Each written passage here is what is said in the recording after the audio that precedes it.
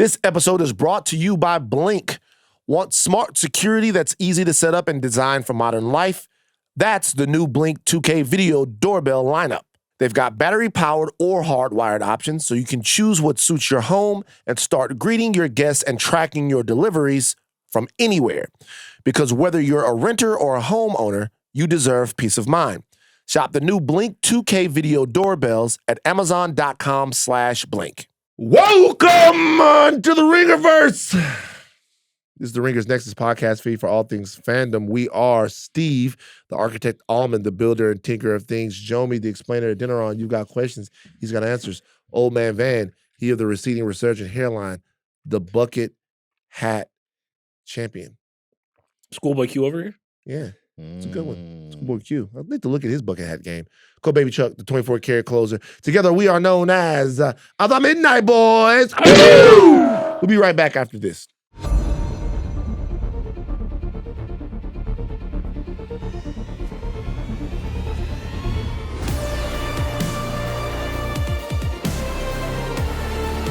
This episode of The Ringerverse is presented by Blink. If you're looking for a smarter way to keep an eye on your place, check out the new Blink 2K video doorbells. You can go battery-powered or hardwired, depending on your setup, and answer the door, talk to visitors, and keep tabs on deliveries from basically anywhere. So whether you own your home, rent, or just want a little extra peace of mind, Blink's got an option that fits. Shop the new Blink 2K video doorbells at Amazon.com/Blink. Okay, so follow us on socials. That's at the Midnight Boys Pod on Insta and TikTok. At Ringerverse on Insta, Twitter, Facebook, and TikTok. Jomi. Make sure you guys are following big time in our space. We're going to lock in on House of the Dragon. We're going to give you all the Dragon content from everywhere. So make sure you follow. Make sure you stay locked in. Jomi, I wanted to do some World Cup content with you.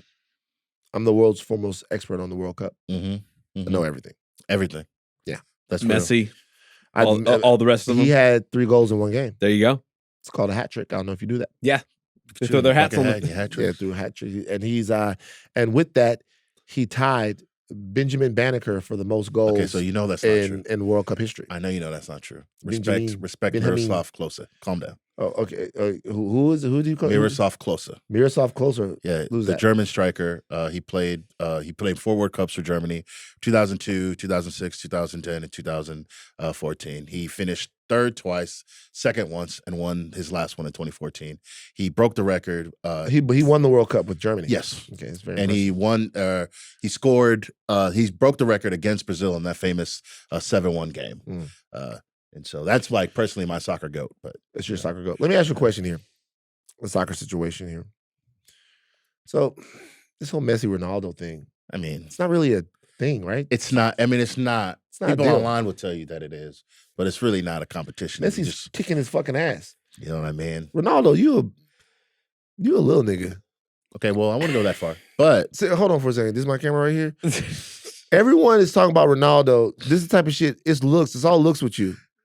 It's all eyebrows. Take your and terrible jaws statue. It's like it's all looks with you.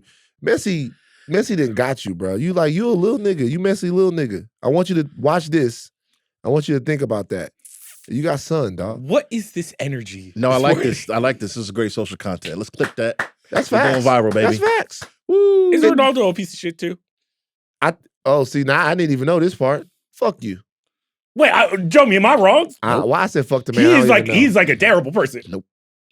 Oh, you don't want to get into this? I mean, it's allegations. You know what I'm saying? Ronaldo got a weird case? He got a weird case. No, he got a weird case. He got a weird case. How did I miss this? On top of, the incest stuff. Oh, Okay, dog. Let's get the fuck off. What? See, can I tell you something? What? Wait, am I wrong? I don't know about this. I know about the weird case. Hold on. That's why he's playing in Saudi Arabia. Okay, wait a minute. Civil lawsuit, No, confidentiality guys, you know what? agreement. Can I say something? This is the reason why I don't want to get into this, because I was having a fun, jovial situation, and Well, now he made it got a weird. weird Wait, case. I'm not. Wait, You there was brought not a up his time weird on the case. internet where motherfuckers was like, "Dog, why is his sister all up on him? This is weird." I don't know. Am I wrong? Is this the wrong I also soccer didn't hear player? about the case. That I haven't seen. Do you know who I heard about Ronaldo dating? Do you guys remember Cassie Davis? No. No. You don't remember her? Was she a big thing outside of the celebrity watching era that I was in. Cassie Davis. You guys remember her? Cassie No, I don't know Davis. who Cassie this Davis, is. white girl from Miami. Oh, that's not who I Googled just now. Okay. Who did you say? Did she pop up? No. Jomi, let's see. Let me introduce. Cassie Davis, an American actress best known for Tyler Perry movies. That's not the same person. No, it's, I can't hell imagine. Nah, nigga. Let me Can't imagine. hold on. Let me introduce Jomi to Cassie Davis. Hold on. Okay. Jomi, you gonna like this. Mm-hmm. Hold on for a second. I want to introduce Jomi to Cassie Davis's look, not following, but who Not- might be following that we know. Let's see. Anyone. Fraser. Again, I freaky ass. Shout out to Fraser Tharp. Look, this is Cassie. Oh, okay. This is Okay. Cassie Davis right there. Right. What are your thoughts, Jomi? Why is there soap there? It looks like she's doing Cassie Davis soap line. Is that that's 178 likes? Yeah, but I mean, it's on the Mm. soap, okay? Right. So I mean, there's other likes. Obviously, this is yeah, gonna but get so more. you know, yeah. Okay. But that's what when people I are was there at for. TMZ, she was hanging out with Ronaldo one time. That's what I remember about like Ronaldo. Interessante. That's the only thing I remember with Ronaldo. There's a lot of bullet points on the Ronaldo allegations wiki. Look, That's all I'm saying. Oh, there's a whole That's all I'm wiki? saying. There's a Right. lot. so that's the only time. Right. Look, 9 years ago, I was still at TMZ. She was hanging out. Look, hold on. I might actually be on this. Man, I might have been wrong about the incest stuff. Sorry, Ronaldo. But you Sorry are. about that. The Sorry, my fault. allegations Hey, are. My bad on that. We just The had House of the allegations Dragon. are. Hold on for a second. Why do they have Dax doing TMZ sports stuff back 9 in the years day? ago? That's crazy. That's Why you, would- man. we You get were the to one that House of was Dragon there. on- Well, see that they lucky I didn't see that. Why would shout out Dax? But why would Dax be doing a sports hit?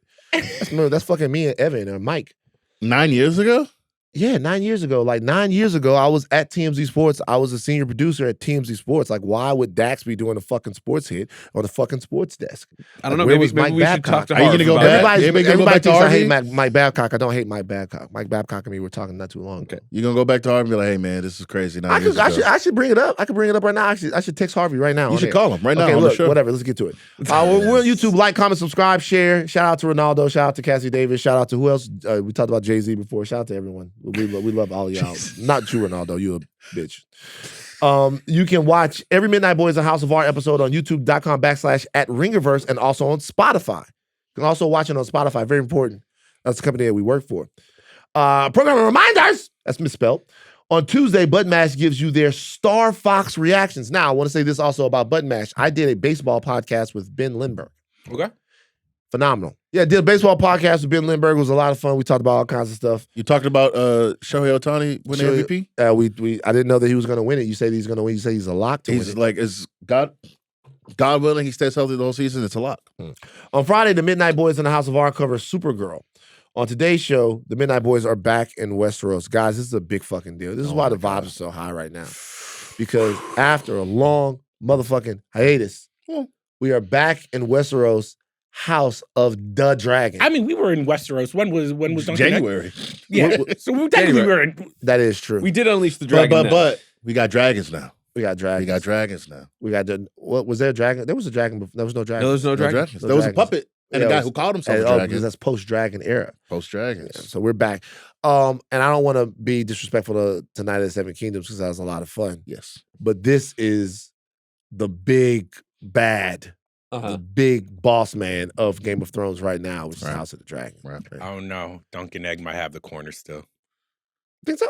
I think it might. Mate, we'll see. We'll see. We'll see. I don't Whole know, season okay, left. I don't know how you watched this episode without that, but by all means, you guys are entitled to your opinion. So after watching this episode, we're going. You know what? Let's do a Duncan Egg comparison later because I'm kind of I'm tripping.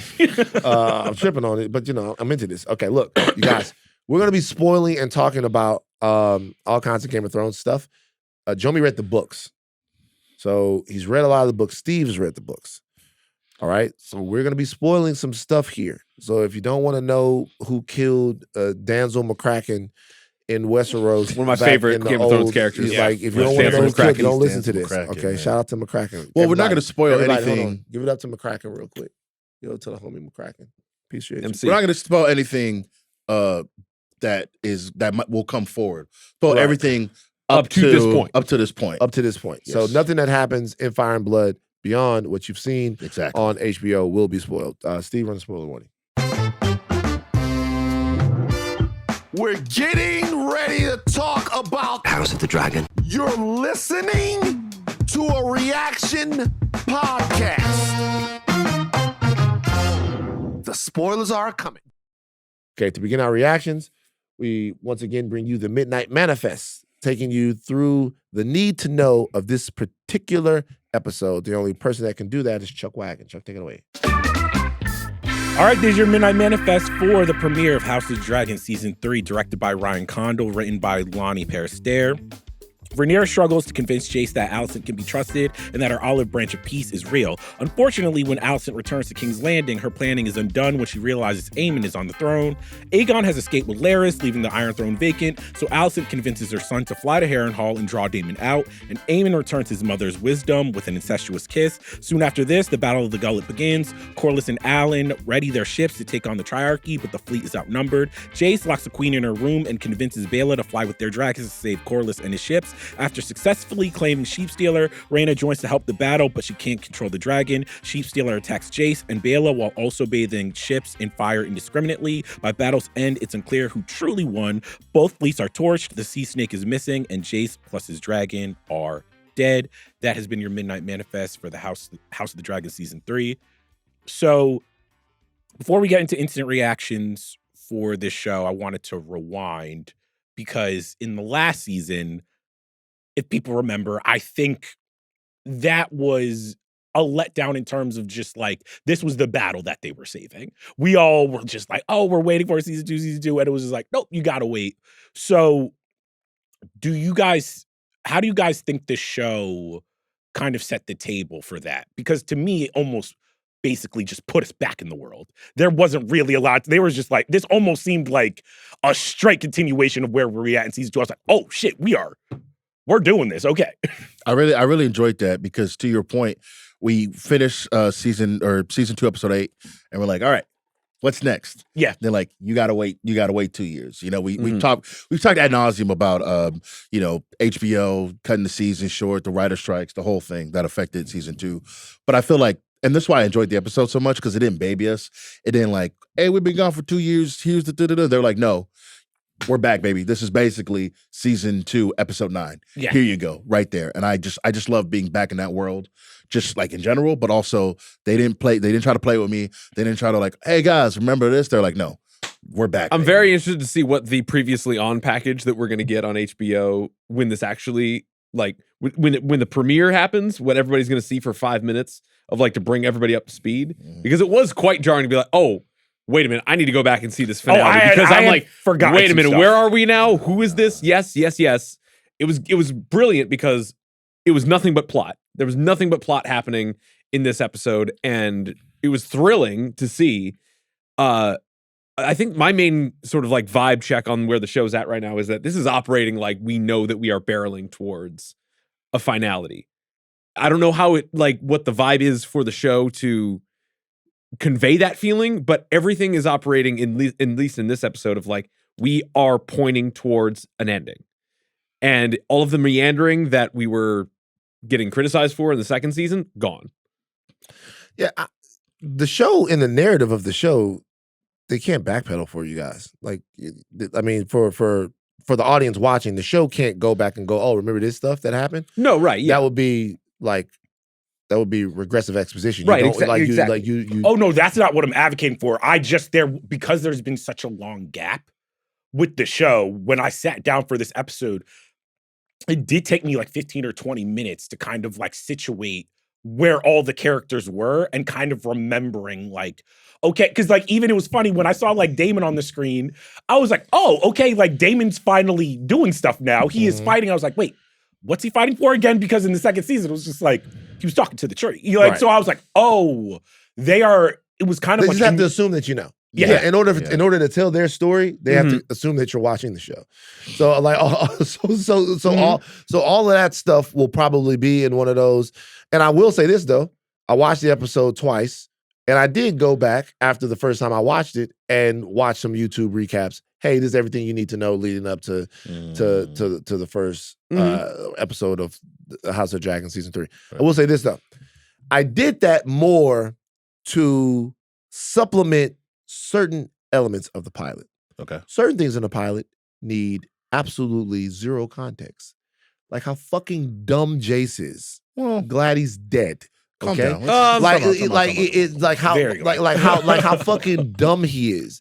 That needs you. That is a No part introduction. of the this particular episode that you don't really need very much table setting for. Right. All you need to know is that she was gonna go out and ride the dragon in this battle where the sea snake is, and a plucky kid got fucked up. Right. And got involved in the place. There's no value in trying to protect his mother. No. Okay. Got Your it. mom is the queen. Yeah. Right? I'll say something else. That would not have happened if it was a king.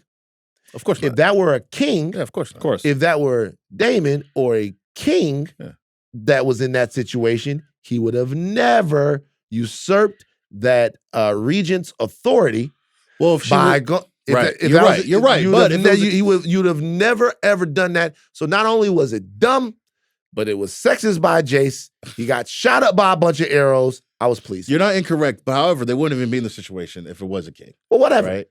But- Well, that's neither here nor there.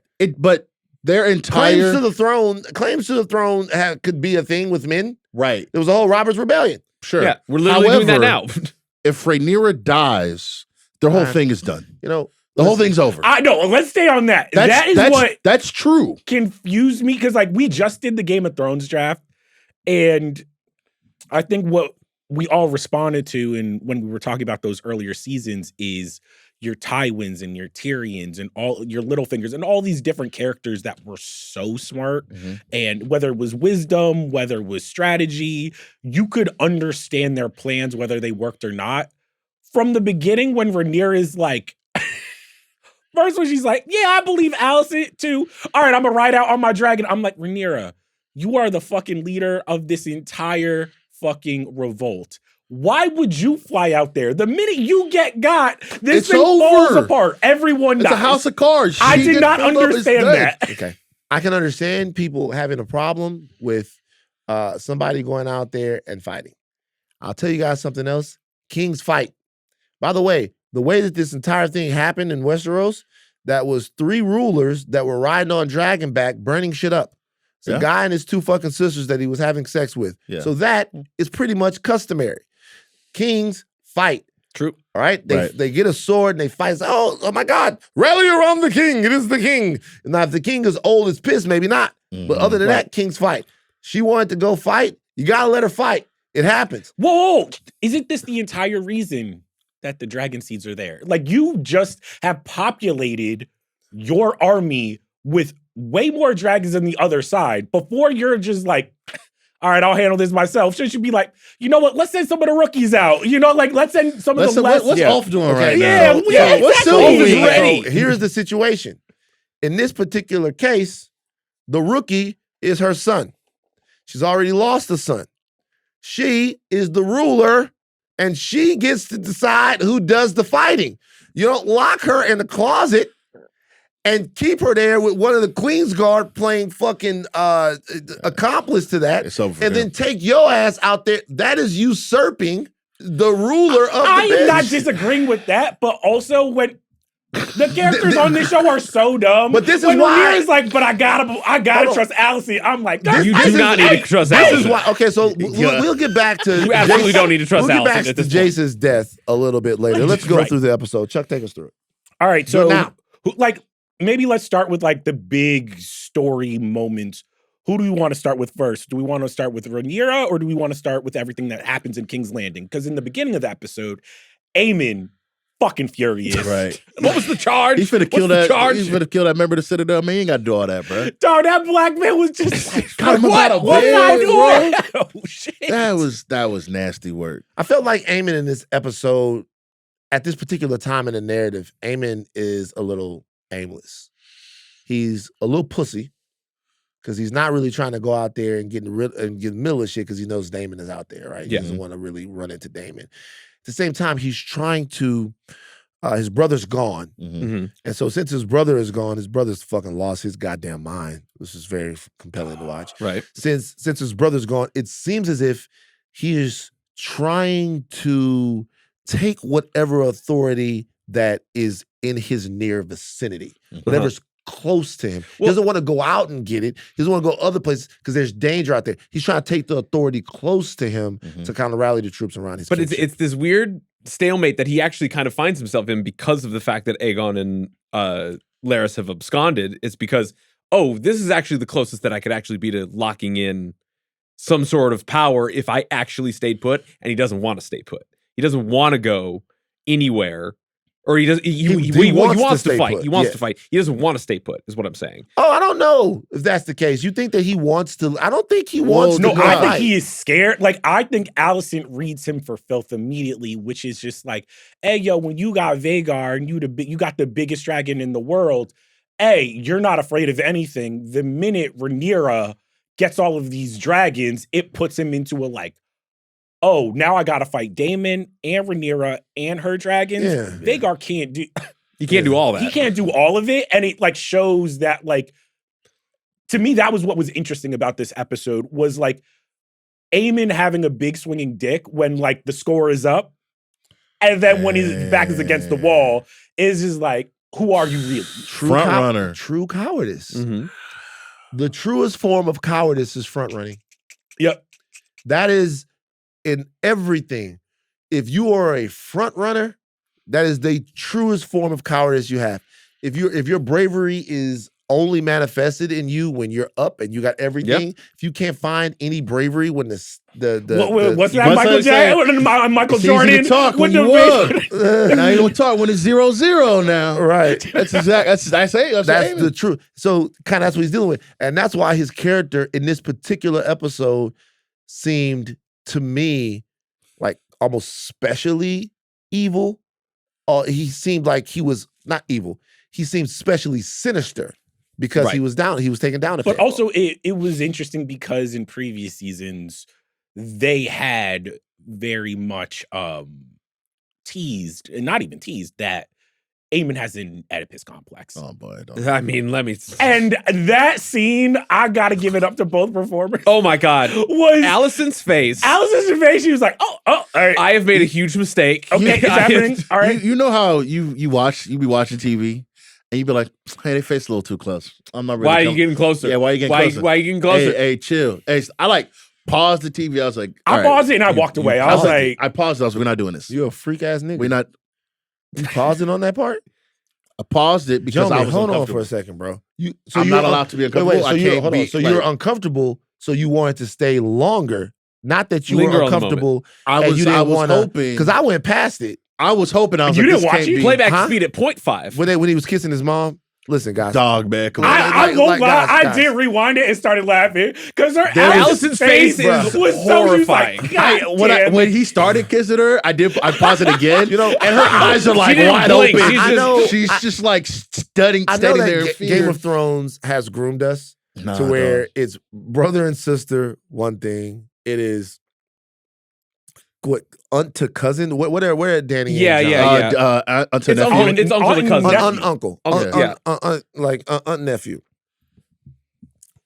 But what Game of Thrones has never done is had us have a mom watch us, have us watch the mom raise the son, Oh my Mhm. god, like raise the son, I'm gonna throw up. and then put us in a situation where the son kisses the mom. I feel like it was too much. Because we had I couldn't fucking deal with it, bro. I fast forwarded, dog. we had the hallucination that Damien had at Harrenhal about his own mom, where it was like that hallucination dream Yeah, I about remember like That was having sex with gross. his mom. Yeah, But that was like but that was trippy fake. and weird, Yeah. and he was like possessed. And we also clearly. we didn't see, him and his mom, her giving him lessons and stuff like that. So we know it's Yeah. his mom, but still it's kind of. But it's so funny because it was like, all right, I'll do what you want. I'll go to Harrenhal and I'll make you a feast. I'm like, nigga, get out of here. I was like, get this guy And then out my Allison's kid gotta be like, immediately.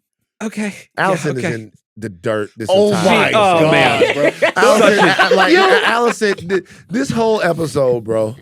I would say Khaleesi poor couldn't Allison, even- but she Khaleesi kind of couldn't even L after handle it. L. Like Allison is in the dirt. Allison- This whole episode. Really, both of our lead ladies are in the Wait, dirt. Absolutely. but Allison- what Allison's what's the daughter's name? Helena, bro. Helena Oh, being like, Helena's that's like- on the king. Yo, that was funny. Yo, no. It's not only that. When she's writing the letter, and then she asks Helena, do you know where Ahlman went? And I'm like, why would you ask Helena? She don't know. Yeah. She don't know nothing. She out there living her best life, minding her business. That is a crazy question to ask her. You are cooked if you got to ask Helena for help. It's over. Yeah. Although as the show continues, Helena seems like her senselessness is the only sense that actually can matter. I mean, 100%. crazy like a fox is what she is. 100%. The only person with any, again, to your point, any type of mental clarity at all. Alicent just is in deep water here. Everything she's way over tried, her head. Everything she's tried to do, it seems like it's like just not turning out the way that she thought that it would. Well, when she got back and she sees Aemond on the Iron Throne, she's like, she's got a fucking problem. Like, hey man, you're not supposed to be here. Yeah. And then he's like, yeah, well, I'm not going because I got to defend King's Land. And so Harrenhal, you see the life drain from her eyes because that means the plan that her and Rhaenyra concocted is cooked. It's done. But once again, I circle back where it's like Jace is as annoying as shit. We gonna have a whole corner where we can talk about Jace.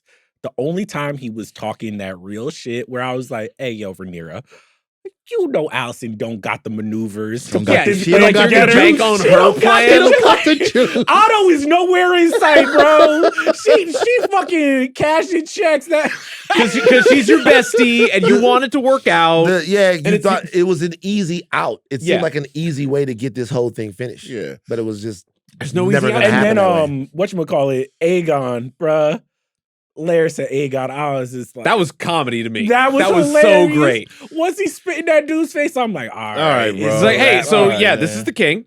And he's like, no, it's not. No, it's he sold him out crazy. I mean, there's got to be that had to be like a plan B because the way he immediately went like, all right, bet. But again, that's the king in Rhaenyra's lands, by the way. They wanted her to swear fealty to her. I loved how calm he was the whole time. Incredible performance. I loved how calm he was the whole time. It was like, before you kill us, there's a reason why this guy's not bowing.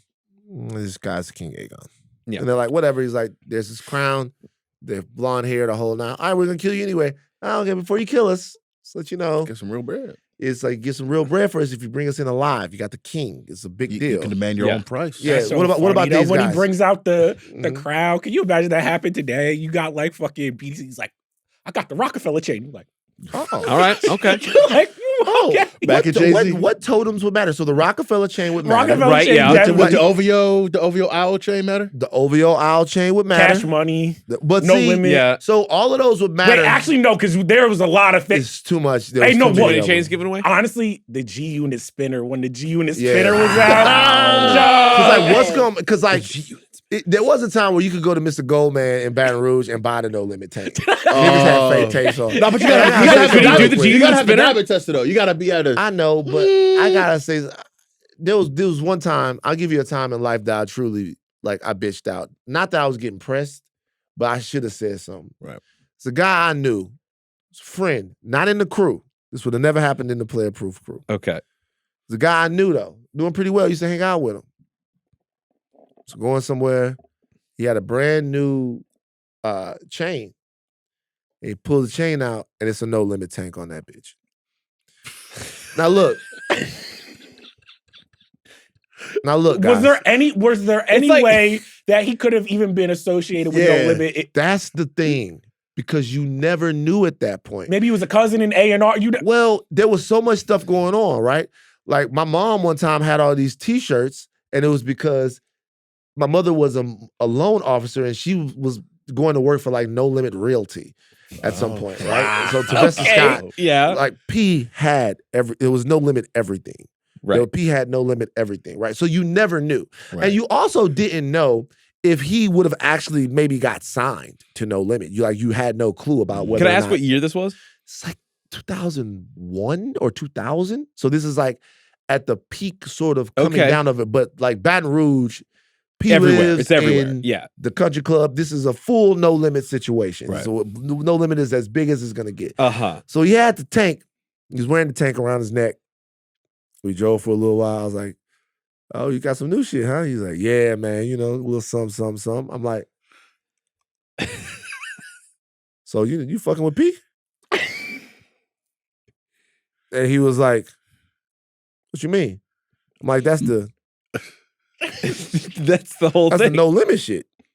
And like, you fucking with P? He was like, nah, I might see a nigga on the basketball court or something, but not too much. Not too much. It's just like, that's our shit. This our shit. This our shit from where we from. And I'm like, well, first of all, them niggas from New Orleans. That's the first thing is Baton Rouge. And secondly, like, can you Appropriate? Can you claim that? Is that? And he was like, what you mean? And the way he said what you mean indicated to me that he hadn't even considered the level of dick riding that he was participating in. Right. Damn. When he said what you mean, like the hope that was draining from his broke soul. me because when he said what you mean, I was like, oh shit, my nigga a little slow.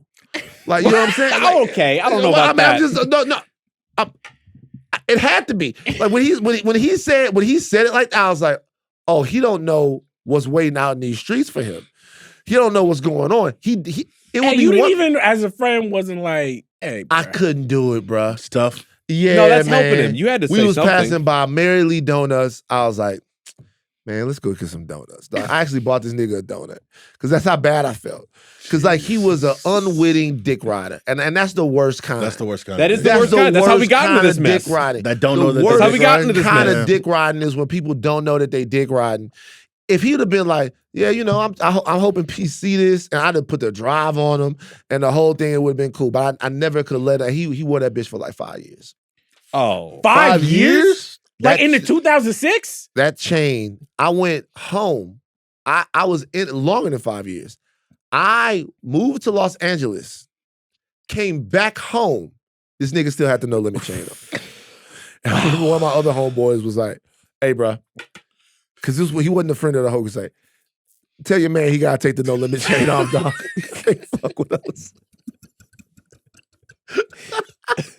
That's an old You chain. can't come too. around here with the no limit He's chain. like, tell your man he gotta take the no limit chain off. One of my other homeboys was calling him Silk the Shaka. It's like, Dog! like, bro, not like, Silk! like, Not Silk, bro! I fuck with Silk. All right, okay. So all of those different totems, and he had the hat, the crown. the The crown? Yeah. the crown. The crown. I guess you're not gonna reproduce the crown. No. And I mean, yeah. people Nah, gonna you know can the feel, because crown. here's the many thing, people you could can see feel it. the weight of it. You know what I'm Yeah. saying? When you got Yeah. the fake jewelry on, you like, this don't got the, yeah. like this yeah. made of that real Westeros shit. diamond test. But And also, then when you see blonde, you gotta let him slide, right? You gotta, I will say this is the problem with being in Westeros, where he was like, all right, we take these two, get the rest of them. I would have looked at Aegon like, you just had to keep your mouth shut, bro. yeah. Now That's I'm tough. losing my life because Well, you to be I mean, fair yeah, to Aegon though, hey man, would you in the streets? They're like, hey yo, bend the knee to your number one op. You know what I'm saying? How much pride do you have? I get that he wouldn't do it. Let's take it to the high seas. The sea snake and his son. It seems like they were able to kind of figure their whole shit out. Not really. I was getting pissed at Kinda. Alan a little bit. Alan, it seemed like a little bit. Okay. They were able to figure that shit Nah, out. Corliss brings him in. He's like, hey, son, I'm popping the real, like, the Yeah. special shit Yeah. for you. I'm sorry. It's all my Luxuries fault. are wasted on me. He's like, fuck your drink. I'm like, motherfucker, you can't be Just drink the being on drink. his boat, wearing all his shit, still trying to boss up on him. Like, Drink the drink, little nigga. All you want is your daddy to hug you. I will Okay. say this. He was talking about his mom like a little crazy. Where he's Well, I like, mean, I was it's- fond of your mother. And then like he just that kind of was looks off. that If was you all always right, figure man. okay. Is there Like, a you don't need to non-crazy remember way the to night. do it? Okay, though? I appreciated that. No, you don't need to remember the night. Let me man. tell you why I appreciated that. I appreciated him going, I liked your mom, right? Because No, he had it with his little smirk. He's like, I was fond of your mother. No, because what he was that's really how saying, they had- what he was really saying, I was like, damn, your mama had a fat ass. And yeah, I'm like, she had something on Hey, her. but what is he supposed to say? The mom, like he wasn't letting. Hey, it wasn't just that I was passing through port to port and I found somebody. I actually liked her. I can't say that I then loved why'd you her. give me the I liked name? it for a Yeah, little why'd time. you give me the you know name? what I'm saying? What?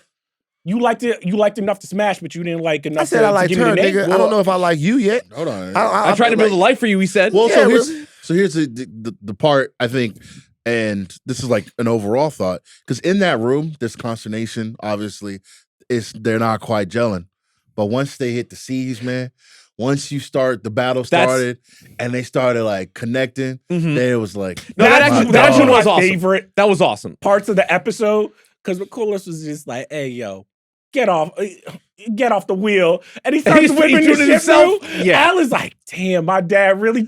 to the point where he's like lost in the water, and then he's like, "Oh, I gotta go kill the triarchy leader because she killed my dad. I gotta go make it happen." Is there black solidarity? Because we don't know how race works in Game of Thrones, but when Alice saw the white woman trying to go at his dad, he's like, "I can hate him, you can't." Yeah. He goes to get his shit. And I was like, okay, so we still got that. Is House of Dragon, doing their business in these woke streets where I was just like, you know what? Seeing brothers control the seas. They always saying we can't swim, we can't that. And they like, no, Corlys is leading his brothers and being like, no, this is our domain. Yeah, we fuck it, hell yeah. we the boat captains. We sell the shit through shallow. Like the white woman is coming behind us. That's how much that white woman was chasing that black man. That's like one of those girls in the NFL text where she was trying to. That's how she was. That's what she was doing. You remember the NFL text? Where they was Yes, and he was navigating the teeth. Yeah, he was like she was chasing him through the shallow water. Yeah.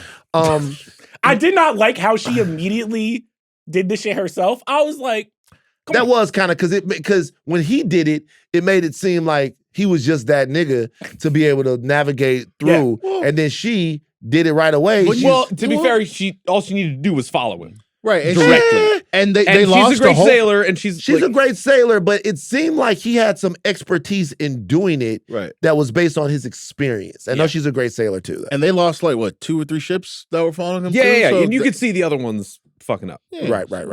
So if we pivot, because we'll get back to the end of the Battle of the Gullet, but why don't we go to Rhaena and Sheep Stealer?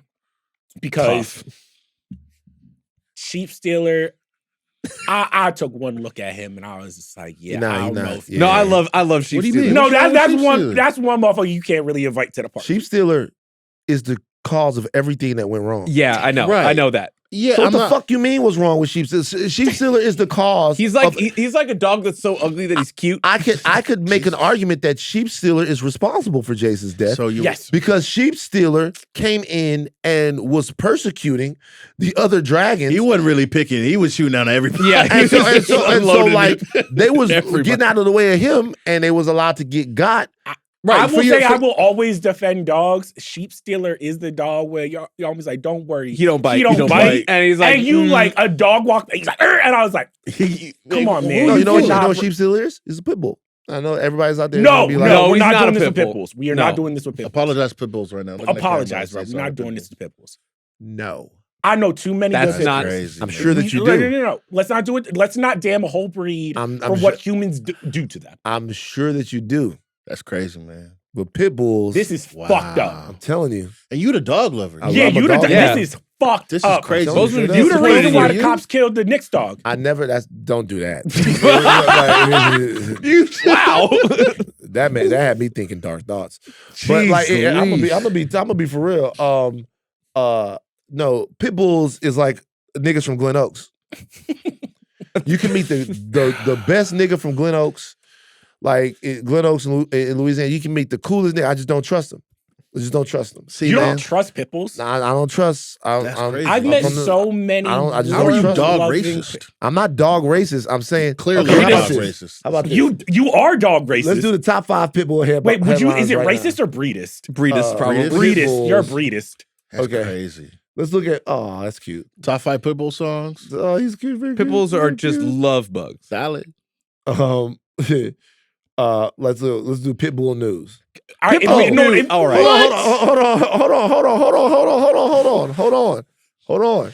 Pit bull news. I just You're went trying news. to spin a narrative. No, I'm not spinning a narrative. I'm Yes, just you saying. are. I'm old enough to keep it real. Pit bull news. Officials reviewing how mountain rocky dog attacks young person. Pit bull, longtime partner, mauled to death by pit bull. Partner of woman killed in dog attack. Pit bulls. So I'm just saying. and this is all I'm gonna say. You saying a lot about pit bulls like this, right? When the real evil breed, if we being 100%, is them German Shepherds, and that's all I'll say about that. It is true. Like, you don't have that smoke for, we never have that smoke for German Shepherds. That's true. That's true. It is the German Shepherds. They are fucking dangerous. Okay, so Shit. the PR is nasty though, because you go to the news on a pit bull and it's like it's nasty. Yeah, bad PR. Like it's pit bulls, all German kinds of stuff. Shepherd. What we owe to the $17 dogs we million call family. hold on, two multi-million-dollar settlements total $17 million have closed a wrongful death We are case not a pit stemming bull from the hating fatal dog. podcast. I'm not doing this. I love I never pit bulls. said We're that not I doing hated this. pit bulls. We're not doing it. Adorably sensitive German Shepherd's response to new puppy is peak only child energy. I love This is that. crazy PR. This is nasty. German Shepherds have the craziest insane PR, PR. for being honest. I'm completely- saying, when I look to the pit bull community out there, I know y'all love y'all pit bulls. I see pit bulls playing with little girls and all that stuff. I'm just saying, you never know. I will say to my brothers out there, because like one of my cousins when I was young, he got a pit bull. You gotta stop naming him these names. He's like, yo, his name's Blade. I'm like, can you give him? That's another thing. You are so right, Can you give him a better name? bro. You are so Name him like a killer. right, bro. Crazy. Like Chopper or some shit like that. Like you.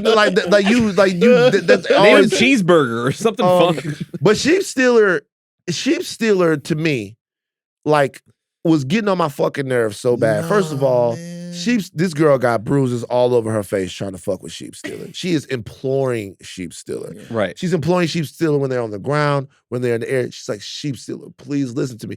Sheep Stealer accepts her as its rider, but still wants to run the show.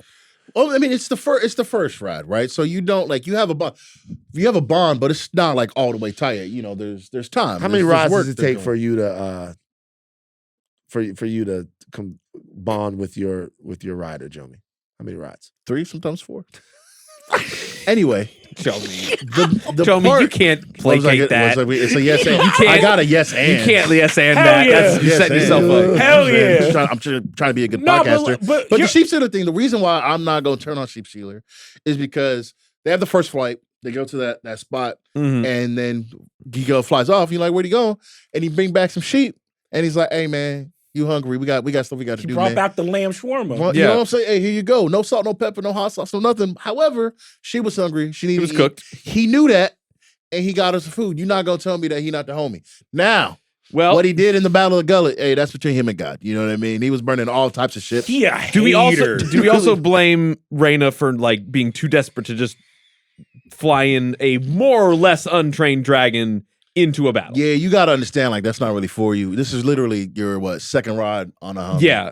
You gotta know. You gotta hey, put man. in But some they were in hours. trouble by the time she. I get it, but Okay, but then, But by the time she goes out, she's like Sheep Stealer, help them out. Like they're how'd that work out? it didn't work out well. It ended up getting fucked. Right? Sheep Stealer ended up like exacerbating the whole situation. If we go to a larger context, I think some of my issues with this show is like they have never been able to get Jace, Bela, Reyna, that type of generation of character right, where it's like they some CW teens on my Game of Thrones show. Okay, Where I can't take them seriously. You speak in my language now. I continuously bring this up, and you guys continuously look at me as if this criticism comes out of no place, or that it is dumb, or that I'm being the old nigga.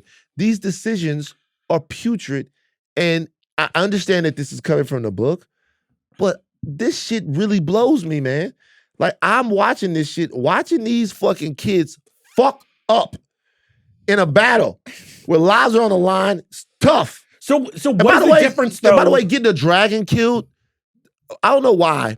For some reason, to me, the dragons on these shows are like little puppies. They're doggies. except Sheep Stealer. Well, whatever. Even That's a Sheep pit bull. Stealer. Sheep Stealer, with love and time, could be a good boy dragon. Right. So watching a dragon get killed in the show kind of fucks with me a These little are bit. endangered animals. This is like riding a panda. It's like getting a panda killed. You're Oh, like, Charles, now you made it fucking worse. Are you nuts? I'm going to see that every time I watch the motherfucking Wait, show. there's only so many, so you're just like, to me, I'm like, it should be outlawed to ride What's the with dragon. this nigga? What?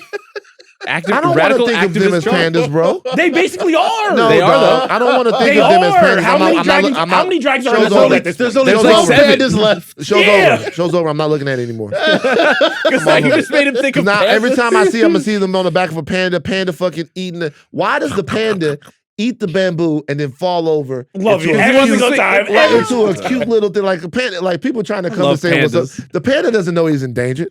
Yeah. The panda's like, what the fuck are y'all? Why are y'all? Why over are you here? so invested in me having sex? Yeah, the panda's like, what the fuck y'all on? I'm having a great time. But I can't look at them as pandas, bro. I can't Nah, believe you said imagine that. what's it crazy. was Jason's dragon. Imagine the panda in the Vermex. water. That was so Calm sad. down.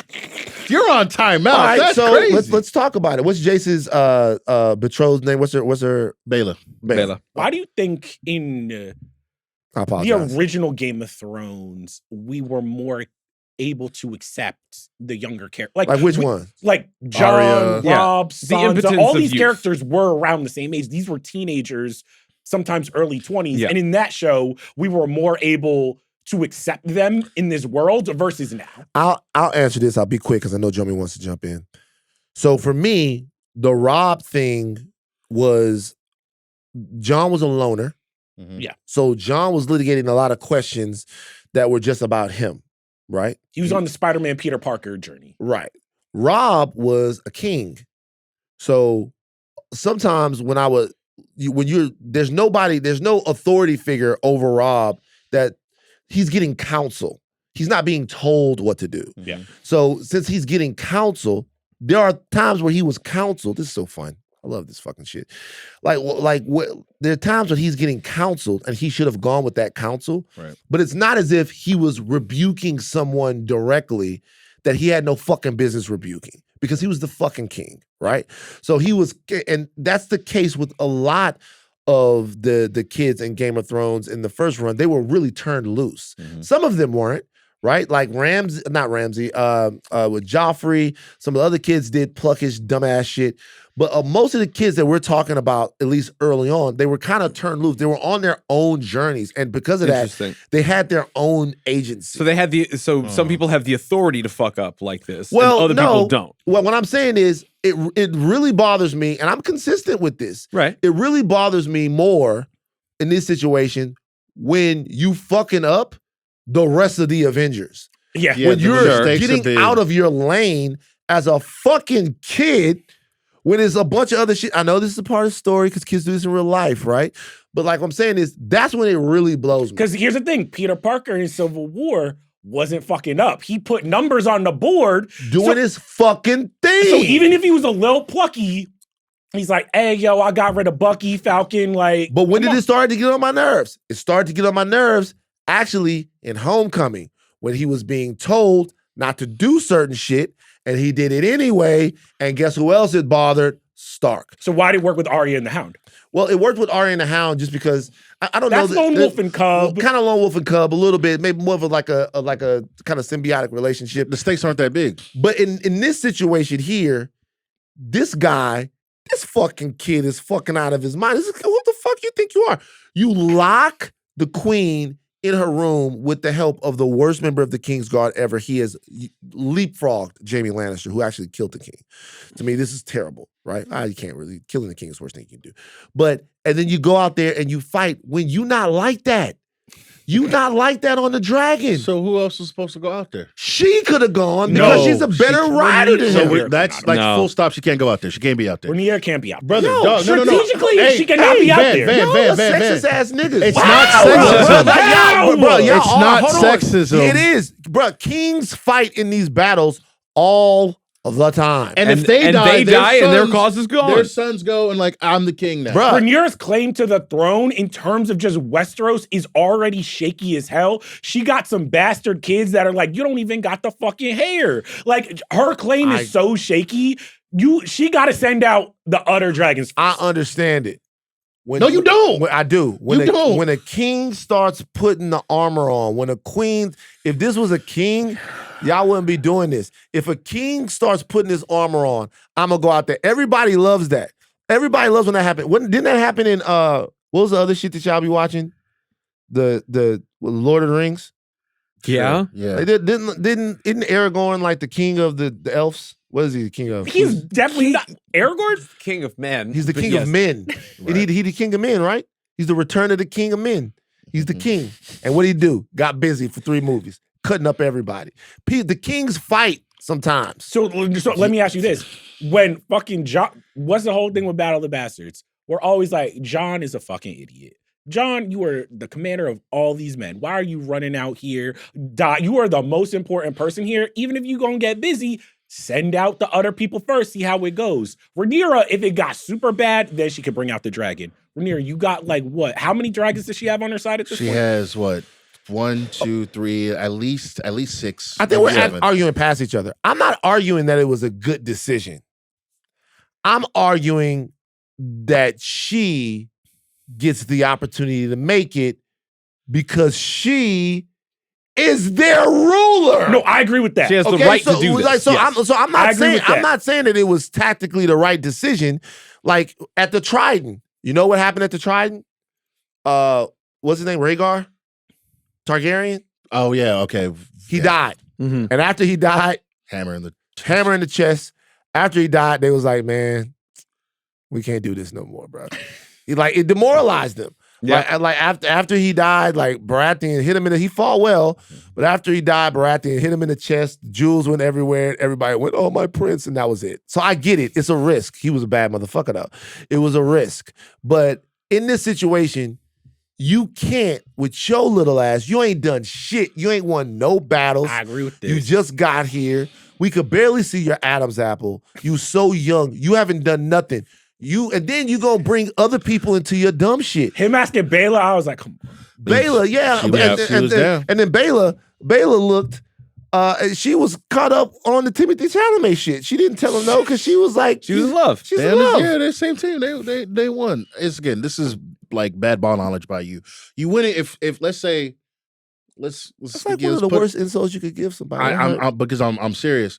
Imagine if like upsetting. the Lakers are playing somebody and somebody want to fight, they want to fight Luka. You gonna send Luka out there to go fight, or you gonna let Jared Vanderbilt That's go fight not somebody? the question. Like who do you can't lose Luka, bro. The question is if Luka wants to go fight. If Luka wants to go fight, you gonna let him get suspended? No, I might hold the whole Luka. dynasty crumbles. It does not work, bro. if she Look, dies. If Wemby wanted after the finals, if he's like, man, I'm going out there, I'm getting my leg with people be like, no, you don't. Now Yeah, I will say Don't let De'Aaron Fox. I will De'Aaron Fox out there. I will say that you do kind of have me in a figure 4 leg lock with the sports and NBA analogy because there's really no way out of it because you don't want that, right?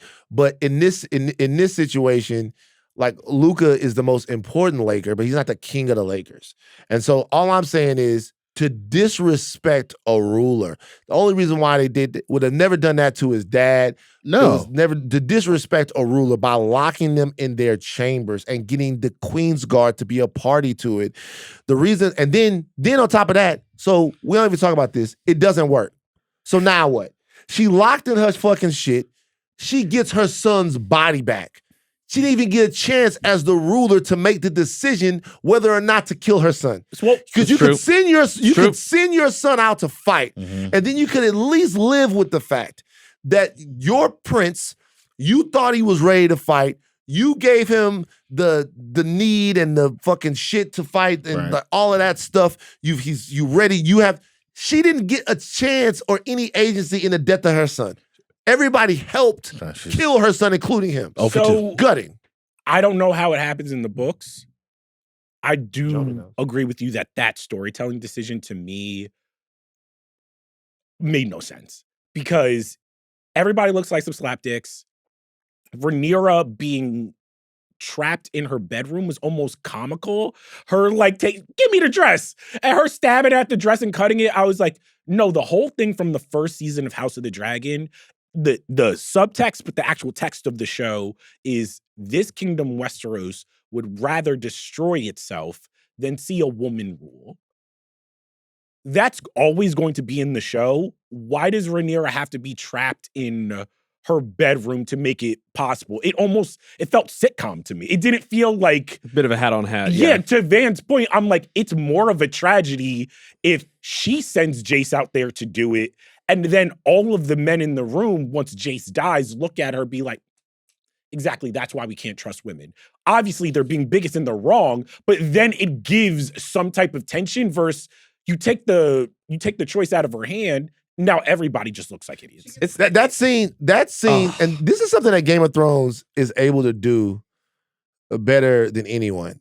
I actually talked to Joe a little bit about that, and it's the sound design on those scenes. Mhm. Like when in the Red Wedding, when Kat cuts the throat of the lady, it's very matter of fact. Mhm. It's a huge thing that happens because Kat's throat gets cut, Right. but it's played quietly. Mhm. Yeah. He turns around, it puts you when people, and I don't mean to trigger anyone, trigger warning.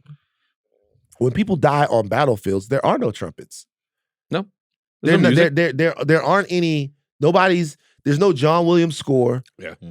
There's the sound of the carnage and the water and a figure that you never saw. Yeah. That's exactly how it happens. Was chilling. Mhm. Like he gets hit. I'm like, oh shit. He gets hit again, and then he turns around and faces his death, and then the character is gone. Fucking well done. Yeah. But like hard to watch. Mhm. Oh, I laughed. I was just like, nigga. I was like, get Hell outta no. here. That's tough, That man. was Why sad. would you laugh, man? That's not funny, man. Because if I'm gonna be real, there was not one time on this show where Oh. he did anything where I'm like, damn, I feel for my boy Jace. I'm like, no, you was annoying as hell. You was plucky as hell. I mean, if I'm gonna be real, I am judging Rhaenyra a little bit. How 'cause so? Why are you judging Rhaenyra? Hey, two of your sons dead now. Right. What is we doing? So I imagine the reason why she wanted to go out there instead of him was so he could live, right? But not that the executive decision was his to make, Right. but if somebody had to die in that situation, if you want to see Rhaenyra upon the Iron Throne, it would be him rather than her. Now, to your earlier point about like the sitcom nature of like her being locked in the room or whatever, like I don't disagree like with that because it is a little silly. Because like, hey, you're the queen's guard your queen. Okay, Prince, sure, why not? Like it is a little. Why would the queen, Yeah, the that leader of the logic Queen's Guard, is- listen Open- to Jace? I was just like, what is Hey, happening? She goes, open the door. She goes, open this fucking door. How the fuck you not gonna open the door? Right. It's the queen. This is why the shit is fucked up. By the way, this is a very important part of the narrative of the show. Because, in my opinion, because she is the queen, but they all kind of know that she's not. Right? And it's Or like that it's Well, like, they act like she's not. No, what no, I no. mean, what I mean to say is that It's tense. it's tense, and you can't be queen from Dragonstone. Right. You can be queen from one place, which was another thing about Game of Thrones. It was the original Game of Thrones. It was almost Stannis was the king, Renly was the king, Robb was the king. Everybody was the king. Well, really the whole thing, but they were fighting to actually be the king. Right. They're calling themselves king in lieu of actually being the king. If you're in Westeros and you have a king's guard, unless there's this huge rebellion and then Jaime does whatever he does, like there are direct penalties and structures that have lasted for a long time for you usurping the authority of a regent like that. In this situation, they believe emotionally that she is the queen and they have a loyalty to her as such, but the structure isn't there yet because they're not there yet, and that is how shit like this happens. Right. Mhm. But like, correct. However, like to my point, like it is a little silly, but there's no chance in hell that she would ever send Jace out there to fight because of what happened to Lucerys. Yeah, never. You're right. She would never do that. Yep. So the narrative has to like kind of like concoct a situation where she cannot make the decision and he just goes and flies off like on his own. Because after losing a son in Dragon Battle, she would rather die than have that happen. So you kind of need to fudge it to where Right. To Van's point, on the original Game of Thrones, why I feel like it worked for Daenerys is that Daenerys is going through the same things that Rhaenyra is, which is this is a misogynistic society. They don't think that women can rule. And how Dany gets her power it is the dragons, but before that, it is her ability to get other people to her cause, whether it's freeing the Unsullied. Like, she is step by step, you are like, by the end, you're like, oh, she can rule because she's been the person this entire time who has been showing step by step by step what it means to get people to rally behind your cause. Rhaenyra hasn't really done that. Not at all. And the folly of my bad. Oh, no, you're good. I mean, it could be twofold though. It could be that, and it could be a reflection of that misogynistic society to be like, okay, well, we're only backing who we think we could win, and not really what we believe in. See, here's the deal. Interesting. The folly of the Dany character to me always has been the fact that she didn't realize that she built her own kingdom. Yeah. That she actually didn't need the Iron Throne anymore. What ended up happening was the Iron Throne became an obsession, and it became an obsession that was oriented around the family line and her belief in herself, not as Dany, not as the breaker of chains, but as a Targaryen. And she became a Targaryen at the end, one of the bad Targaryens, when she decided that no matter what, King's Landing, Westeros was hers, and it was her right, and it was her family's right. The friends she made along the way was actually an entire kingdom. She built a kingdom. She had people. She had an army. She had a navy. She had people that loved her. She had people that would die for her, people that she had freed. She had a culture that she had become a part of, and a culture that she had kind of ruled. And she had done all of that. She could have ruled somewhere else. She could have built something better than what they had in King's Landing, something freer, something. But she couldn't lose sight of what and who she was, which is a Targaryen. So if you are a Targaryen, you think this place belongs to me. This is mine. It's been mine ever since my ancestor took 3 dragons, burned everybody up, and made everybody into my subjects. This is mine. Right. In this situation right here, Rhaenyra doesn't even have that. I don't feel like people even feel that. She actually hasn't really done anything for them other than to put them at war. Right? The belief is all oriented around succession and who should be next and what is fair and what is not fair. And that's very difficult to be loyal to. You have to completely get on somebody else's side to be like, hey, you've been done wrong. I'm gonna put my life on the line for it. And so to me, when I saw this, obviously I was like, the Jace thing was terrible and all of that, but it also told me it was great storytelling in my opinion, from the standpoint of this is what's wrong with her kingdom. What's wrong with her kingdom is the things that you need to have a kingdom don't exist there. Yeah. Right.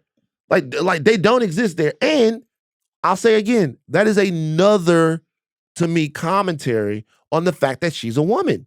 Sure. No, of course. And the fact that she's a woman means they respect her a little bit less than they would if that were Daemon. No fucking way they're locking Daemon in that room. Right. No fucking way, because he's gonna come out and kill everybody. Say, But no fucking way they're doing that. They're not doing that. So but has the show, because I don't know if the show, the thing that I'm constantly confused by is Rhaenyra supposed to be a good ruler?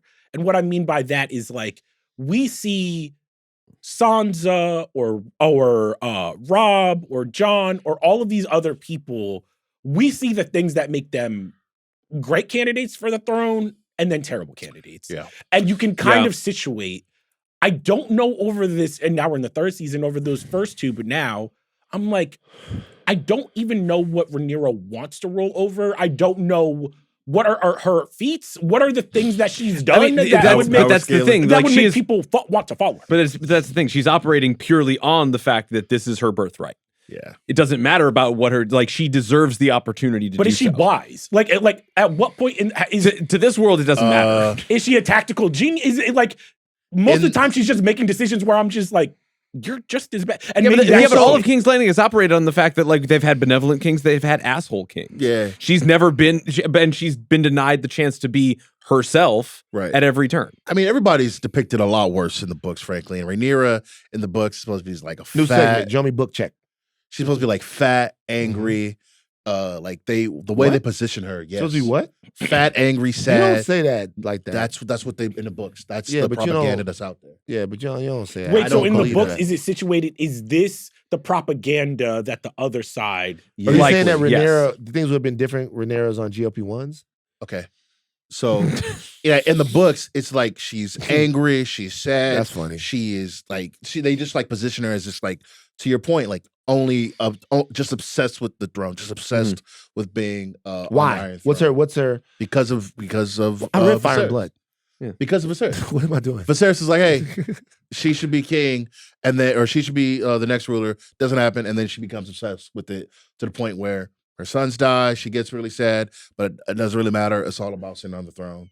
And then That's what happens. That's what happens to a Targaryen that's obsessed with Targaryenness and ruling. It's a part of their bloodline to subjugate and be obsessed with being the ruler. exactly. Yeah. And so, like, yeah, that's like kind of it's everybody's downfall, which brings me to my second point, which is like a bigger thing about the story, which is like, we're having a lot of fun arguing about like the dumb things that these people are doing, whatever. This story is about the fall, not really like the fall of House Targaryen, but the loss of the dragons of The House beginning of Targaryen. the end. The beginning of the end, Yeah. right?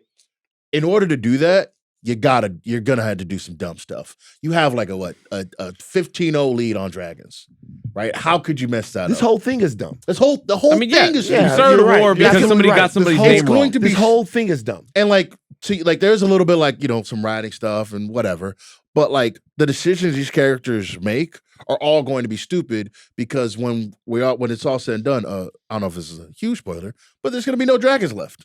I mean, we're sitting there like, how the hell did this happen? So no, I Yeah. agree with you. But if we go to another HBO show that does this very well, Succession, where it is like Succession goes out of its way to show you like, oh no, the Roy kids are idiots, but they each possess something that does make them equipped. Like you can tell, like, hey, yo, Kendall has no interpersonal skills, but when it comes to thinking about the business, he knows more than his siblings. You can tell that, like, whatchamacallit, Roman Shiv. huh? Roman Roman Shiv. Shiv. Like Roman, you're just like, oh, Roman has that thing where when he's with like powerful people, he can schmooze, he knows how to like be there. And I'm like, the thing that I'm missing in House of the Dragon is I'm like, Well, these kids are a skill- lot younger than the Roy Right. kids are. But also, The Roy kids are also in this situation. What I will say about that's an interesting comparison. yeah. A really interesting comparison. But the Roy kids they do have jobs in the business. So like they run something. They run something. Like so they have been. I do love the comparison though. so I'm just wondering for but- Rhaenyra, but- what is the thing But that this her kid father is- saw? But Well, You know what I mean? This is what I push back on slightly, just for the comparison of Succession, is because those qualities are good for leveling up to run a business. This, and it's something that Knight of the Seven Kingdoms highlights so well, is that the only thing that really you need to be accessible to power is for somebody above you to say you deserve this, and it doesn't matter how good of a person you are. It doesn't matter how qualified you are. If you are born of a certain way, if you look a certain way, if you have the right armor, if you have the right things to say, that's all you need. So But then that's how Rhaenyra's father was unfair. trying to buck that. So- Exactly. Well, he was trying to bucket. He was trying to okay. So what did he see in Rhaenyra? Do we know that? Is there something special inside of her that made him, or did he just think that it shouldn't skip her? Because there's an argument to be made about qualification versus entitlement. You can be benevolent in this situation by just saying, hey, you should not have to lose your birthright because you are a woman. Yeah. That doesn't make you specifically, guys, please, all right. So qualify. I'm not, Yeah. All right. That doesn't make you specifically qualified. What is not all kings and princes are qualified. Most of them, as we see this story, you go to the story longer. Yeah, or not. Yeah, definitely not. Most of them are not. But what I guess he was trying to say is her being a woman isn't a demerit that makes her inherently unqualified to rule. And I'm going to buck that. I'm going to buck the idea that because she is a lady, that I have to wait Of course. for somebody else. Also, there is the situation of her parentage. and how the queen might feel about his queen, and about like that. And now you have a new family, and that family is more oriented around the lines of politics and stuff like that, and who you had to marry to have the heir. I don't want to do all of that. I loved this woman. This is our progeny. I want that love to rule even more than I want this person to rule. Yeah. And I don't want the kids of the lady that I had to marry like after everybody had passed away. That's not how I feel about that. That's not the thing. But none of this stuff is earned. Like none of this stuff, the succession story is about kids who are actually in the business and they can't earn it. Like the real thing that happened in all of this is there was a weak king. Yeah. And if there was a weak king, and he should have stuck to his guns, but he couldn't. Mm-hmm. He couldn't stick to his guns. And so a weak king ended up being the thing that injected so much dysfunction into this entire deal. Because if you're going to have a monarchy, it demands strong kings. The French Revolution, in part, happened because they had a kid on the throne. Yeah. You know what I mean? I don't know how we got to the French Revolution. But we were talking about this earlier because obviously this is the flagship Game of Thrones property right now, and for HBO, this is something that they're obviously betting a lot on. But it's interesting this third season coming out in a post Night of the Seven Kingdoms world, because I was like, oh, there is a difference when you are basing something off of something that George R. Martin wrote versus having to fill in a lot of the gaps. And I could feel it in this episode where I was just like, oh, the characters aren't as strong. Like the dial and everything, it's not as.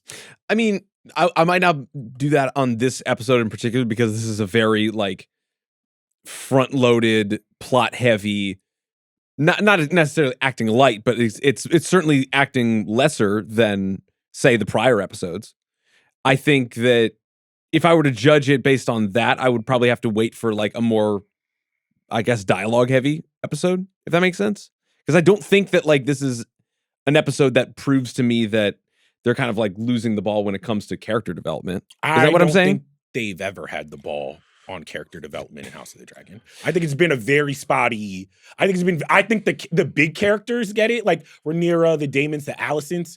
When it comes to that, to the lower ones, the Jaces, the Baelas, the Rhaenas, that's where I'm like, oh, I can see what happens when there's not as much text. Yeah. When you have to almost create characters whole. Yeah, but I would say that some of those fabrications and liberties that this show has taken were kind of genius sometimes. Like their meeting in the Sept in season 2. A lot of stuff that really works. Yeah, a lot of stuff that really works that weren't in the books.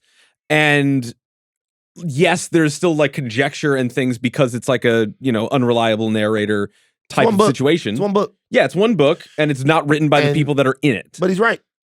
There's like less adventures. Yeah. And like it's less adventures. All the adventures like matter in building characters, especially for TV. Mm-hmm. Yeah. It's less adventures. But I do think that the writers have done. I actually tend to agree with Steve based upon the source material. I think you're both right. Not that it matters. There is a level of because to your point, like the Jaces, the Baelas, the Rhaenas, like those second level characters, there's like maybe like a paragraph about like, oh, they do this, and then it's just like Jace did this, Jace did that, Jace went here, Jace died. Yeah, that's it. Right? And then, but in fucking the other books, man, these niggas then gone off and like. Had whole storylines. You know what I'm saying? They didn't become wizards and they didn't become assassins. And like all the kids had a lot more. It's totally this dense high fantasy. You know what I mean? There's actual like characterization to pull from the books. And so what like I'm sure you're talking about like Knives of Seven Kingdoms and Game of Thrones at the same time, but like you can take Arya's story and do the whole thing. Sansa, Jon, Robb, the whole thing, even for Dunk and Egg, right? I'm sure like and it's only the first novella, but there's so much about those people in that novella that you know what Dunk should sound like, you know what Dunk should look like, you know what Dunk should feel like on screen. Same with Egg. For these characters, brother, does it take you out of it?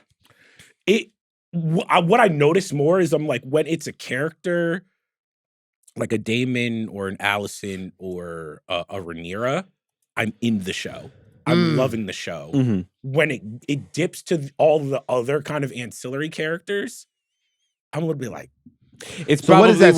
when, Okay. when somebody's on a beach and then a woman shows up and they're like, "Who are you?" and she just says, "I'm a witch," and then the scene moves just on. Like, I'm like, oh, okay, yeah, this is But not. she was in the I last get season. it, but like you can only spin so many plates. The way it happens, where I'm like, oh, the dragon seeds, like they don't know what to do with those characters yet, and like they're gonna be important, but there is I'm just like, oh, you guys are juggling so fucking much. You just gotta keep them around, keep them on ice until Yeah. you deploy. Yeah, whereas with like Game of Thrones, what it was really great at doing is like they introduced a lot of characters, but as someone who didn't read the books, I didn't know who was important, but the characterization was so great and Well, they were so good at it three-dimensional. until they ran out of book. Exactly. You know what I mean? Like in you know. So I get what you're saying though. It's like, No, this wasn't a bad episode at all. oh, No. this was a phenomenal It's a great But there were episode. just moments in the episode where I was like, What were those moments? I Okay, think so the this dragon seed, We're putting a pin in the dragon seeds for sure. they're barely in the episode. Yeah. that wasn't great. I think the Jace, Bela, Rhaena, dragon shit was dumb as fuck. It was annoying, but it was thrilling though. It's like it was gutting emotionally to watch, but that was good TV. No, no. You don't think the Battle of the Gullet was good? when the second season ended and all of the book readers were just like, y'all don't know what's coming. Y'all don't know what's coming. Like the next episode is gonna be blah blah blah. I'll be honest, the most thrilling parts of this episode weren't actually like the battle to me. Which I like. I think says something about the show. Like it wasn't like them flying over the ships or whatever was kind of like, all right, whatever. That's like, never those are, to be honest with you, those are never my favorite parts of a Game of Thrones show. It's like True. never like it. There's some really awesome battles, but like, you know, that's nothing you can't get from like Braveheart. You know what I mean? Like there's I wanted to spin Master and Commander. But like after we I were saw talking this. about Battle of the Bastards. it's a great battle, but why the that dramatic works stakes though. is the stakes. We understand the Yeah. stakes so much. We understand why people see are what you're making saying. the decisions. Where it's like with Jace, for this battle to work and for it to come off as this supreme tragedy, I have to understand Jace so fundamentally well to really understand Rhaenyra's pain and all of this other stuff. And it's kind of like, I don't. Well, the reason why it resonated for me so much is because number one, she's already lost a son. So now what you start to get in this show is the ultimate question, which is like legitimately, what is she willing to sacrifice for this? Because it's going into the realm of it costing you everything. Like it's costing you all the dragons. It's costing you all your family. It's costing you everything. And what I do like that the show has done is it's raised the stakes of that incrementally throughout the shows. At first, it was just going to cost a friendship. Mm-hmm. That was the first thing. Yep. So Rhaenyra and Alicent's friendship. Oh, now they're enemies. That's very sad. Then it was like, I don't know, man. There are all of these other unresolved things that exist that are peripheral to this central story that people already have problems with. And those things are going to be kind of caught up in all of this. And the cost keeps rising. Mm-hmm. Now you're getting to a point to where the other houses are affected. Everything's being burnt up. Everyone is in disrepair. Nothing is going right. Is this all worth it? And the way that you can really get to the heart of that is through individual characters. You bury 2 kids, it had better been worth it. And for her, in this situation, not only did she bury 2 kids, one of them died trying to, on her behalf, right? Yeah. One of them died defying her, all from a situation that she created. So before we wrap up, we didn't talk about this scene, but it was one of my favorite scenes from the episode.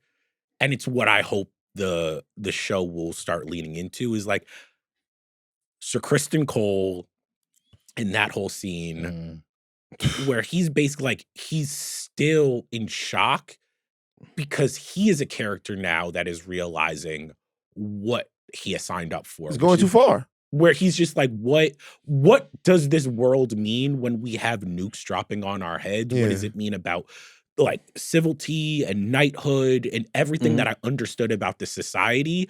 And I was like, okay, that's interesting because that is, when you think about war, that is what the best war movies, books are all about, which is just like, to your point, what are we actually fighting for? And what are we willing to sacrifice? How many kids and women and men have to burn to the ground? And what does it like? What does it mean to be a knight? And a perfect counter to that is only if we abandon our principles do we become those beasts. Yeah. I thought we were off to a bang up season. I hate pluck shit. You guys know it. I hate fuck shit. I hate pluck shit. You know. Saw the Starks. Starks were there. Oh yeah, Starks show up. Starks show up at the end. Bottle over. Hey man, we had to come all the way from the north. You know, it's a long trip. But they got one of the Lannister twins. Yep. I don't know which one that was. It's Jason and the other one. But they both died actually. Yeah, because one drowned. One got his head cut off, and they kicked the other one off the boat. Tough scene. Do we know that he drowned? I mean, nobody no crime. You got shot in the back, yeah? No. He just got kicked off the boat because she told him before, right, that you're gonna want to take your armor off. Is that how much do you weigh in that? Yeah, in case you fall in the drink. But I'm assuming he died. There's a chance that he like ends up on a rock somewhere. Dang. And he was able to figure it out or something like that. There's a chance because we saw. We see him? We saw him drown, but I don't know if we saw him drown and then his body go limp or anything. Yeah, also, if Sea Snake is alive, I felt so bad when you look at his castle. You like, damn, she got my money. She did get the money. Tough. And his son stepped up. Hey, Alan got busy. Alan the man. All right, that's a wrap on Tuesday. Budmash gives you their Star Fox. What is the new Star Fox game? Technically, no. They just remade the first one. Like they keep doing. On Friday, the Midnight Boys in the House of R cover Supergirl. Supergirl. We have thoughts? Excited. Hope it's really fun. Momoa's Lobo. I'm worried. Oh, he's worried. I'm worried.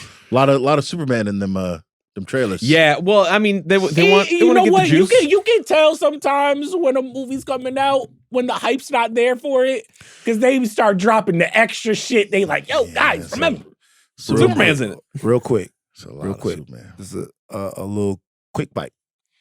What's more important, that this movie is good or that this movie is financially successful? That it's. Do you think that DC would count it? Supergirl. Superman, different situation. Kind of has to be both, right?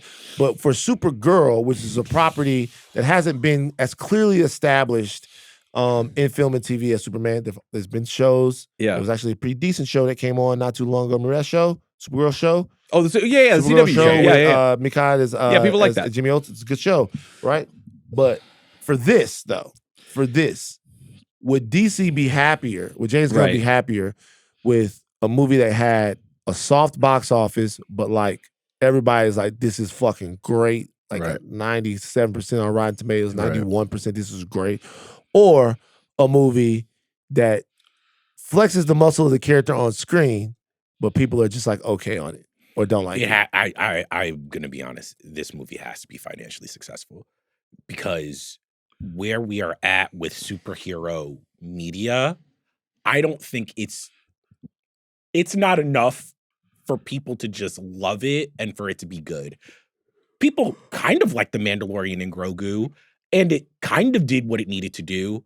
And still the mark on that movie is going to be, hey, financially it's the lowest Star Wars movie. Yeah. And y'all got the break speed off you by two kids making horror movies for a fraction of what it made to make this one.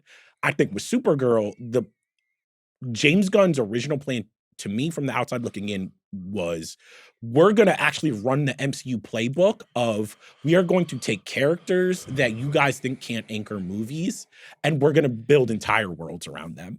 And if you can't do it with Supergirl, and if the first Superman was like a success, but wasn't a roaring success, I'm starting to wonder with the merger and everything, do people still want these movies? And can we still make movies for 200, 250, 300 with these characters when they are not Batman, Spider-Man, the X-Men, the Avengers? Right. Superman came in at 618 box office worldwide, which, you know, for another property, would you be like bending over backwards, hitting backflips? Yeah, rousing success. For Superman, you know, you That's want to okay. you It's want to good, get not closer great. to $1 billion. That's like a Batman Begins type number. Batman Begins didn't even make that, but like Yeah. for Superman, you want to get a bigger number than that. Nah, I think the movie has to be financially successful because I mean, we talk about like ask was what was you think that's more important than That's more value. critical being acclaim? good. Yeah, because I mean, everybody loved Thunderbolts, but it made dirt at the box office, and so like, who knows when we'll see those characters again? I guess we know eventually. We're about to see him. But